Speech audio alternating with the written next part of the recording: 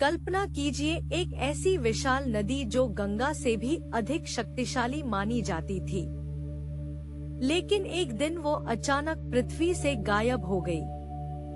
न कोई बहता पानी, न कोई साफ निशान। यह है सरस्वती नदी के रहस्य की कहानी। प्राचीन भारतीय ग्रंथों, खासकर वेदों में सरस्वती नदी का उल्लेख एक महान और पवित्र नदी के रूप में किया गया है। इसे उस समय की सबसे बड़ी और शक्तिशाली नदियों में से एक माना जाता था। कहा जाता है कि यह नदी यमुना और सतलुज के बीच बहती थी और इसके किनारे कई प्राचीन सभ्यताएं विकसित हुई थी। लेकिन समय के साथ यह नदी धीरे धीरे गायब हो गई। इतिहासकारों के लिए यह एक बड़ा सवाल बन गया।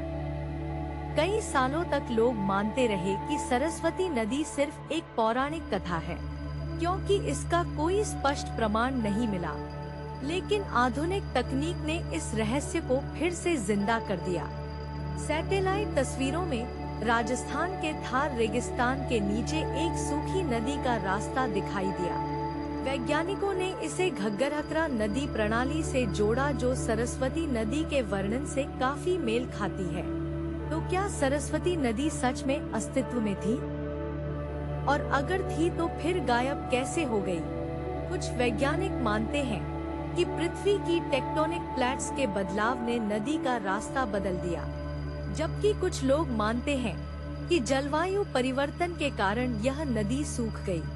लेकिन सच क्या है, यह आज भी एक रहस्य बना हुआ है।